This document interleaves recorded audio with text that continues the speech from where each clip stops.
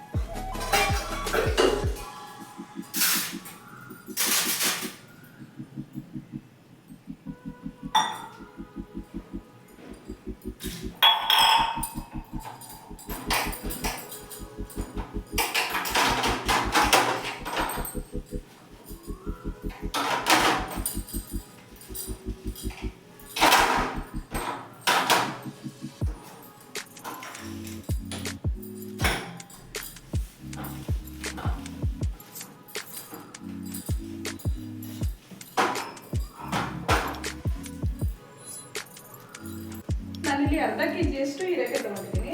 ಹೀರೆಕಾಯಿನ first ಸಿಪ್ಪೆ ತಗೋಬೇಕು.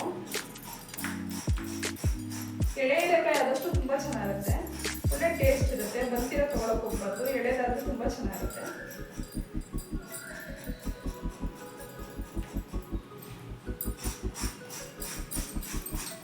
ಎಲ್ಲವೂ ಇದೇ ರೀತಿ ಸಿಪ್ಪೆ ತಗೋಬೇಕು. ಹಸಿರು ತರಕಾರಿಗಳು ಆರೋಗ್ಯಕ್ಕೆ ತುಂಬಾ ಒಳ್ಳೆಯದು. ಹಸಿರು ತರಕಾರಿಗಳನ್ನ ಯಥೇಚ್ಛವಾಗಿ ಉಪಯೋಗಿಸಿ, ಅದರಿಂದ ಆರೋಗ್ಯಕ್ಕೆ ತುಂಬಾ ಒಳ್ಳೆಯದು. ಈಗಂತೂ ಯಾವುದೇ ತರಕಾರಿ ಸೊಪ್ಪಲ್ಲೂ ಕೂಡ ಒಳ್ಳೆ ಪೌಷ್ಟಿಕಾಂಶಗಳಿರಲ್ಲ, ಯಾಕಂದ್ರೆ ಎಲ್ಲ ಕೆಮಿಕಲ್ ಆಗಿ ಬೆಳೆಯೋದ್ರಿಂದ. ಇರೋದ್ರಲ್ಲಿ ನಾವು ಒಳ್ಳೆ ಫುಡ್ನ ಚೂಸ್ ಮಾಡಿದ್ರೆ ಒಳ್ಳೆಯದು. ಜಂಕ್ಸ್ ಐಟಮ್ಗಳನ್ನ ಕಮ್ಮಿ ಮಾಡಬೇಕು. ಈ ರೀತಿ ಫುಡ್ಗಳನ್ನ ಉಪಯೋಗಿಸಿದಷ್ಟು ಆರೋಗ್ಯಕ್ಕೆ ತುಂಬಾ ಒಳ್ಳೆಯದಿರುತ್ತೆ. ಮಕ್ಕಳಿಗೆ ಒಂದೇ ಥರ ಡಿಶ್ಗಳನ್ನ ಮಾಡಿಕೊಟ್ರೆ ಬೇಜಾರು ಮಾಡ್ಕೊತಾರೆ. ಈ ರೀತಿ ಡಿಫ್ರೆಂಟ್ ಆಗಿ ಸ್ವಲ್ಪ ಮಾಡಿಕೊಟ್ರೆ ಇಷ್ಟಪಟ್ಟು ತಿಂತಾರೆ. ಹಾಗಾಗಿ ಈ ರೀತಿ ಗ್ರೇವಿ ಮಾಡ್ತಾರೆ, ತುಂಬ ಚೆನ್ನಾಗಿರುತ್ತೆ. ಅದರಲ್ಲೂ ರೊಟ್ಟಿ ಚಪಾತಿಗಂತೂ ಇನ್ನೂ ಚೆನ್ನಾಗಿರುತ್ತೆ. ವೈಟ್ ರೈಸ್ಗೂ ಅಷ್ಟೇ ಊಟ ಮಾಡ್ಬೋದು. ಸಿಂಪಲಾಗಿ ಫಾಸ್ಟಾಗಿ ಮಾಡೋಂಥ ಈಸಿ ರೆಸಿಪಿ. ಮನೆಯಲ್ಲಿರೋಂಥ ಸಾಮಗ್ರಿಗಳನ್ನ ಉಪಯೋಗಿಸ್ಕೊಂಡು ಹೊರಗಡೆನ ಎಕ್ಸ್ಟ್ರಾ ತರಿಸೋದೇನು ಅವಶ್ಯಕತೆ ಇದೆ. ಮನೆಯಲ್ಲಿರೋಂಥ ಪದಾರ್ಥಗಳನ್ನ ಉಪಯೋಗಿಸ್ಕೊಂಡು ಒಳ್ಳೆ ಆರೋಗ್ಯಕರವಾದ ಡಿಶ್ನ ಮಾಡಬೇಕು. ಈಗೆಲ್ಲ ಜಂಕ್ ಫುಡ್ ತಿಂದು ಮಕ್ಕಳಿಗೂ ಆರೋಗ್ಯ ಕೆಡ್ತಾ ಇದೆ, ದೊಡ್ಡವರು ಹಾಗೆ ಇಷ್ಟಪಡ್ತಾ ಇದ್ದಾರೆ. ಈಗ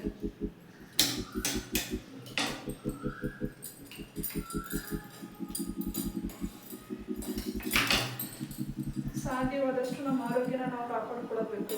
ಇವಾಗ ಹೀರೆಕಾಯಿನ ಸ್ವಲ್ಪ ದಪ್ಪಕ್ಕೆ ಹೆಚ್ಚಿಟ್ಕೋತಾ ಇದೀನಿ. ಅದು ನೀಟಾಗಿ ಚೆನ್ನಾಗೇ ಇದೆ. ಹೀರೆಕಾಯಿನೂ ಇರೋ ಮಣ್ಣೇನಿಲ್ಲ.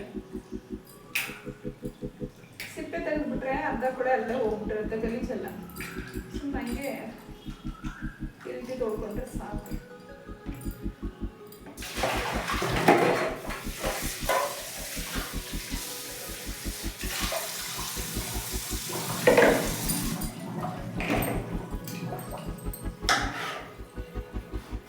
ನಾವು ಸಾಂಬಾರ್ಗೆ ಹೆಚ್ಕೋತೀವಲ್ಲ ದಪ್ಪಕ್ಕೆ, ಅದೇ ರೀತಿ ಹೆಚ್ಕೊಂಡ್ರೆ ಸಾಕು. ನೋಡಿ, ಈ ರೀತಿ ಹೆಚ್ಚಿಟ್ಕೊಂಡ್ರೆ ಸಾಕು. ತೀರಾ ಸಣ್ಣಕ್ಕೆ ಬೇಕಾಗಿಲ್ಲ, ತೀರಾ ದಪ್ಪನೂ ಬೇಡ. ಮೀಡಿಯಂ ಸೈಜಲ್ಲಿ ಸಾಂಬಾರು ಯಾವ ರೀತಿ ಹೆಚ್ಕೊಂಡು ಆ ರೀತಿ ಹೆಚ್ಕೊಂಡ್ರೆ ಸಾಕು. ಸ್ವಲ್ಪ ಹಾಳಾಗಿದೆ. ತರಕಾರಿಗಳು ಬೇಯಿಸ್ಬೇಕಾದ್ರೆ ನೋಡ್ಕೊತಾ ಇರಬೇಕು, ಹುಳಗಳಿರುತ್ತೆ. ಎಷ್ಟೇ ಚೆನ್ನಾಗಿದ್ರು ಇವಾಗ ಮಧ್ಯದಲ್ಲಿ ಹುಳಗಳಿರುತ್ತೆ, ಇಲ್ಲ ಹಾಳಾಗಿರುತ್ತೆ, ಅದನ್ನ ನೋಡಿ ಹೆಚ್ಕೊಬೇಕು. ನೋಡಿ ಎಳೆದನ್ನು ಕಾಣಿಸುತ್ತೆ, ಹಾಳಾಗುತ್ತೆ.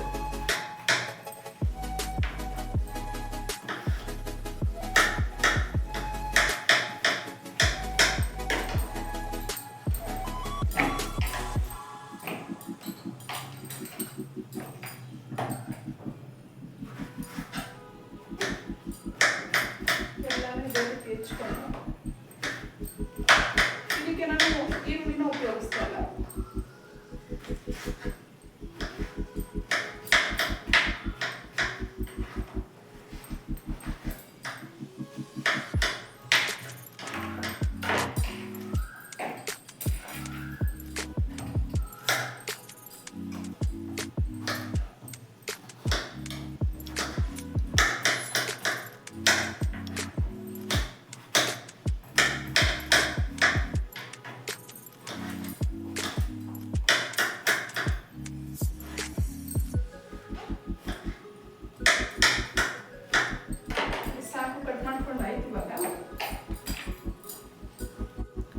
ನೋಡಿ ಈ ರೀತಿ ಇರೋ ಟೊಮೊಟೊಗಳನ್ನ ಯೂಸ್ ಮಾಡಬಾರ್ದಂತೆ.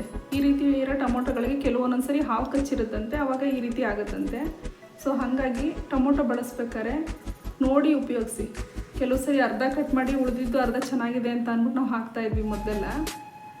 ಯಾವುದೋ ಒಂದು ವೀಡಿಯೋದಲ್ಲಿ ನೋಡಿದೆ, ಒಬ್ಬರು ರೈತರೇ ಹೇಳಿರೋದು ಈ ರೀತಿ ಇರೋದನ್ನು ಯಾವುದೇ ಕಾರಣಕ್ಕೂ ಉಪಯೋಗಿಸ್ಬೇಡಿ, ಹಾವಿಗೆ ಕಚ್ಚಿರುತ್ತೆ, ಹಾಗಾಗಿ ಉಪಯೋಗಿಸ್ಬೇಡಿ ಅಂತ ಹೇಳಿದ್ದಾರೆ. ದಯವಿಟ್ಟು ನೀವು ಕೂಡ ಈ ರೀತಿ ಟೊಮೊಟೊಗಳನ್ನ ಉಪಯೋಗಿಸ್ಬೇಡಿ.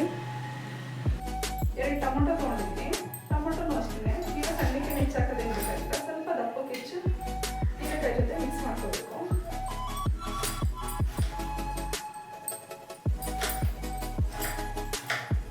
ತೀರ ಸಣ್ಣಕ್ಕೆ ಕಟ್ ಮಾಡ್ಕೊಳ್ಳೋ ಅವಶ್ಯಕತೆ ಇಲ್ಲ, ಸ್ವಲ್ಪ ದಪ್ಪ ಕಟ್ ಮಾಡ್ಕೊಂಡ್ರೆ ಆಯಿತು.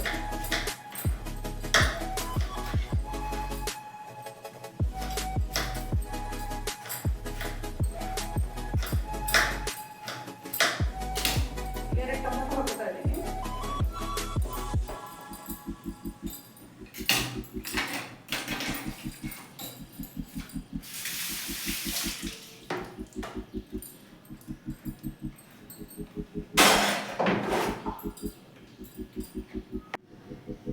ನೋಡಿ ಇಲ್ಲಿ ನಾನು ಅರ್ಧ kg ಹೀರೆಕಾಯಿನ ಈ ರೀತಿ ದಪ್ಪಕ್ಕೆ ಹೆಚ್ಚಿಟ್ಕೊಂಡಿದ್ದೀನಿ. ಹಾಗೆ 1-2 ಟೊಮೊಟೊನು ಕೂಡ ದಪ್ಪಕ್ಕೆ ಹೆಚ್ಚಿಟ್ಟು ಹಾಕ್ಕೊಂಡಿದ್ದೀನಿ. ದಪ್ಪಕ್ಕೆ ಹಾಕ್ಕೊಂಡ್ರೆ ಚೆನ್ನಾಗಿರುತ್ತೆ, ತೀರಾ ಸಣ್ಣಕ್ಕೆ ಮಾಡ್ಕೋಬಾರ್ದು. ಇವಾಗ ಒಂದು ಅರ್ಧ ಸ್ಪೂನಷ್ಟು, ಚಿಕ್ಕ ಸ್ಪೂನಲ್ಲಿ ಒಂದು ಅರ್ಧ ಸ್ಪೂನಷ್ಟು ಅರಿಶಿನ ಪುಡಿ ಹಾಕೋತಾ ಇದ್ದೀನಿ. ಗರಂ ಮಸಾಲ 1/4 ಸ್ಪೂನಷ್ಟು ಹಾಕೋತಾ ಇದ್ದೀನಿ. ಹಾಗೆ ಅಚ್ಕಾರದ ಪುಡಿ ಹಾಕೋತಾ ಇದ್ದೀನಿ. 1-2 ಸ್ಪೂನಷ್ಟು ಅಚ್ಕಾರದ ಪುಡಿ ಹಾಕ್ಕೊಂಡ್ರೆ ಸಾಕು. ಖಾರ ನಿಮ್ಗೆ ಎಷ್ಟು ಬೇಕಷ್ಟು ನೋಡಿ ಹಾಕ್ಕೊಳ್ಳಿ. ನಾನು ಸ್ವಲ್ಪ ಖಾರ ಜಾಸ್ತಿನೇ ಹಾಕೋತಾ ಇದ್ದೀನಿ. ನಮ್ಮನೇಲಿ ಸ್ವಲ್ಪ ಖಾರನ ಜಾಸ್ತಿ ಉಪಯೋಗಿಸ್ತೀವಿ, ಹಾಗಾಗಿ ಖಾರನ ಸ್ವಲ್ಪ ಜಾಸ್ತಿ ಹಾಕ್ಕೊಂಡಿದ್ದೀನಿ. ನಿಮ್ಗೆ ಎಷ್ಟು ಬೇಕಷ್ಟು ನೋಡಿ ಹಾಕ್ಕೊಳ್ಳಿ.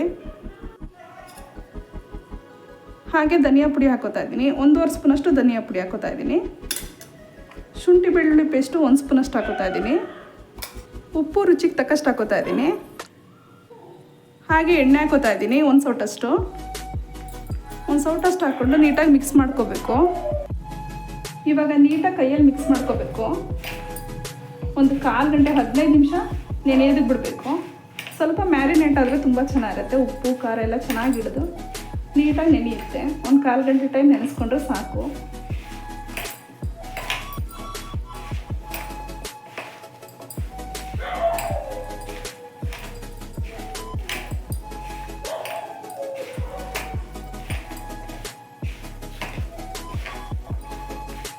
ಸಾಕು, ಇಷ್ಟು ಮಿಕ್ಸ್ ಮಾಡಿಕೊಂಡ್ರೆ ನೀಟಾಗಿ ಮಿಕ್ಸ್ ಮಾಡಾಗಿದೆ. ಒಂದು 1/4 ಗಂಟೆ ಮ್ಯಾರಿನೇಟ್ ಮಾಡ್ಕೋಬೇಕು. ಒಂದು ಪ್ಲೇಟ್ ಮುಚ್ಚಿಟ್ಟು 15 ನಿಮಿಷ ನೆನೆಯೋದಕ್ಕೆ ಬಿಡಬೇಕು. ಸಾಕು, 1/4 ಗಂಟೆ ಆಗಿದೆ. ನೀಟಾಗಿ ಚೆನ್ನಾಗಿ ನೆಂದಿದೆ. ಇಷ್ಟು ನೆನೆಸ್ಕೊಂಡ್ರೆ ತುಂಬ ಚೆನ್ನಾಗಿರುತ್ತೆ, ಒಳ್ಳೆ ರುಚಿ ಇರುತ್ತೆ. ಉಪ್ಪು ಖಾರ ಎಲ್ಲ ಚೆನ್ನಾಗಿ ಹಿಡ್ಕೊಂಡು ಒಳ್ಳೆ ಟೇಸ್ಟ್ ಇರುತ್ತೆ. ಒಂದು ಬಾಣಲಿನ ಬಿಸಿಗಿಟ್ಕೋತಾ ಇದ್ದೀನಿ. ಬಾಣಲಿ ಬಿಸಿ ಆಗಬೇಕು. ಬಾಣಲಿ ಬಿಸಿ ಆಗಿದೆ. 1 ಸೌಟಷ್ಟು ಎಣ್ಣೆ ಹಾಕೋತಾ ಇದ್ದೀನಿ. ಎಣ್ಣೆ ಬಿಸಿ ಆಗಬೇಕು. ಎಣ್ಣೆ ಕಾದಿದೆ. ಸಾಸಿವೆ ಹಾಕೋತಾ ಇದ್ದೀನಿ. ನಾನಿಲ್ಲಿ 1-2 ಸ್ಪೂನಷ್ಟು ಸಾಸಿವೆ ಹಾಕ್ಕೊಂಡಿದ್ದೀನಿ. ಸಾಸಿವೆ ಸ್ವಲ್ಪ ಚಟಪಟ ಅಂತ ಸಿಡಿಬೇಕು.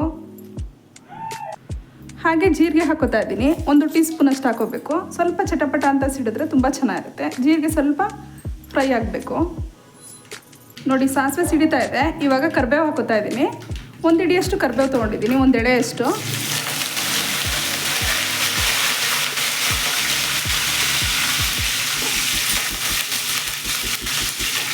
ಇವಾಗ ಮಿಕ್ಸ್ ಮಾಡ್ಕೊಂಡಿರೋಂಥ ಹೀರೆಕಾಯಿ ಹಾಕೋತಾ ಇದ್ದೀನಿ. ಮಸಾಲೆನಲ್ಲಿ ಚೆನ್ನಾಗಿ ಮ್ಯಾರಿನೇಟ್ ಆಗಿದೆ, ಮಿಕ್ಸ್ ಮಾಡ್ಕೋಬೇಕು.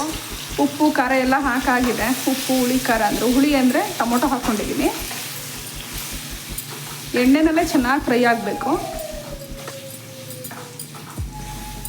ಒಂದು 10 ನಿಮಿಷ ಬೇಯಿಸ್ಕೊಂಡ್ರೆ ಸಾಕು. ಇದಕ್ಕೆ ನಾನು ಈರುಳ್ಳಿ ಬಳಸ್ತಾ ಇಲ್ಲ. ಫಾಸ್ಟಾಗಿ ಈಸಿಯಾಗಿ ಆಗುವಂಥ ರೆಸಿಪಿ ಇದು. ಮನೇಲಿರೋಂಥ ಇಂಗ್ರೀಡಿಯೆಂಟ್ಸ್ಗಳನ್ನೇ ಉಪಯೋಗಿಸ್ಕೊಂಡು ಮಾಡೋವಂಥ ರುಚಿಯಾದ ರೆಸಿಪಿ ಇದು. ನೀವು ಒಂದ್ಸರಿ ಟ್ರೈ ಮಾಡಿ. ರೊಟ್ಟಿ, ಚಪಾತಿ, ಪೂರಿಗೆ, ಹಾಗೆ ಪರೋಟಾಗೂ ಕೂಡ ತುಂಬ ಚೆನ್ನಾಗಿರುತ್ತೆ. ವೈಟ್ ರೈಸ್ಗೂ ಕೂಡ ತುಂಬ ಚೆನ್ನಾಗಿರುತ್ತೆ. ಮಿಕ್ಸ್ ಮಾಡ್ಕೊತಾ ಇರಬೇಕು. ಫಾಸ್ಟಾಗಿ ಆಗಿಬಿಡುತ್ತೆ. ಒಂದು 10 ನಿಮಿಷ ಸಾಕು. ಎಲ್ಲ ರೆಡಿ ಮಾಡಿಕೊಂಡ್ರೆ 10 ನಿಮಿಷಕ್ಕೆ ರೆಡಿ ಆಗಿಬಿಡುತ್ತೆ. ಈ ರೀತಿ ಗ್ರೇವಿಗಳನ್ನ ಒಂದೊಂದ್ಸರಿ ಟ್ರೈ ಮಾಡಿ. ಯಾವಾಗಲೂ ರೆಗ್ಯುಲರಾಗಿ ಮಾಡ್ಕೋತಾನೆ ಇರ್ತೀವಿ. ಪಲ್ಯಗಳು, ಬೇರೆ ಥರ ಗ್ರೇವಿಗಳೆಲ್ಲ ಮಾಡ್ಕೋತಾ ಇರ್ತೀವಿ. ಈ ರೀತಿ ಸಿಂಪಲಾಗಿ ಒಂದ್ಸರಿ ಟ್ರೈ ಮಾಡಿ, ತುಂಬ ಚೆನ್ನಾಗಿರುತ್ತೆ. ಟೈಮ್ ಕೂಡ ಸೇವ್ ಆಗುತ್ತೆ ನಿಮಗೆ. ಅದರಲ್ಲೂ ಕೆಲಸಕ್ಕೆ ಹೋಗೋಂಥವ್ರಿಗೆ ಇನ್ನೂ ಈಸಿಯಾಗಿ ಫಾಸ್ಟಾಗಿ ಮಾಡ್ಕೋಬೋದು. ಮೊಸರನ್ನ ಜೊತೆ ಅಂತೂ ಇನ್ನೂ ಚೆನ್ನಾಗಿರುತ್ತೆ. ನೆಂಚ್ಕೊಳ್ಳೋದಕ್ಕಂತೂ ತುಂಬ ಚೆನ್ನಾಗಿರುತ್ತೆ. ನೋಡಿ, ಆವಾಗಲೇ ಇನ್ನೇನೊಂದು 5 ನಿಮಿಷ ಬೆಂದ್ಕೊಂಡ್ರೆ ಸಾಕು. ಫ್ಲೇಮ್ನ ಹೈ ಫ್ಲೇಮಲ್ಲೇ ಇಟ್ಕೊಂಡು ಬೇಯಿಸ್ಕೊಂಡ್ರೆ ಆಯಿತು. ತೀರಾ ಲೋ ಫ್ಲೇಮಲ್ಲಿ ಇಟ್ಕೊಂಡು ಬೇಯಿಸೋದೇನು ಬೇಕಾಗಿಲ್ಲ. ಬೇಗ ಬೆಂದೋಗುತ್ತೆ. ಅದರಲ್ಲೂ ಹೀರೆಕಾಯಿ ಅಂತೂ ಫಾಸ್ಟಾಗಿ ಬೆಂದೋಗುತ್ತೆ. ಮಧ್ಯೆ ಮಧ್ಯೆ ತಿರುಗಿಸ್ಕೊತಾ ಇರಬೇಕು, ಇಲ್ಲ ಅಂದರೆ ತಳ ಹಿಡ್ದಂಗೆ ಆಗುತ್ತೆ.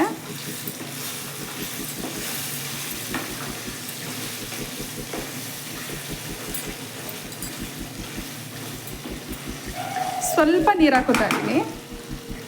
ಮಸಾಲೆ ನೀರೇ ಸ್ವಲ್ಪ ಇದೆ, ಅದನ್ನೇ ಒಂದು ಸ್ವಲ್ಪ ಹಾಕೋತಾ ಇದ್ದೀನಿ. ಒಂದು ಚಿಕ್ಕ ಲೋಟದಷ್ಟು ಹಾಕ್ಕೊಂಡ್ರೆ ಸಾಕು, ಜಾಸ್ತಿ ಹಾಕ್ಕೊಳಕ್ಕೆ ಹೋಗ್ಬಾರ್ದು. ಮತ್ತೆ ಮಿಕ್ಸ್ ಮಾಡ್ಕೋಬೇಕು. ನೋಡಿ ಸಾಕು, ಚೆನ್ನಾಗಿ ಬೆಂದಿದೆ. ಇದಕ್ಕೆ ಎಣ್ಣೆನೇ ತುಂಬ ಚೆನ್ನಾಗಿರುತ್ತೆ. ಎಣ್ಣೆ ಸ್ವಲ್ಪ ಜಾಸ್ತಿ ಹಾಕೋಬೇಕು, ತುಂಬ ಚೆನ್ನಾಗಿರುತ್ತೆ. ಎಣ್ಣೆನ ಕಮ್ಮಿ ಯೂಸ್ ಮಾಡೋ, ಸ್ವಲ್ಪ ಹಾಕ್ಕೊಂಡ್ರು ನಡೆಯುತ್ತೆ, ಏನು ತೊಂದರೆ ಏನಿಲ್ಲ. ನೋಡಿ ನೀಟಾಗಿ ಮಿಕ್ಸ್ ಮಾಡಿಕೊಂಡ್ರೆ ಇವಾಗ ಹೀರೆಕಾಯಿ ಗೊಜ್ಜು ರೆಡಿ ಆಗುತ್ತೆ. ಸಾಕು, ಇವಾಗ ಆಯಿತು. ಬಿಸಿ ಬಿಸಿ ಹೀರೆಕಾಯಿ ಗೊಜ್ಜು ರೆಡಿ.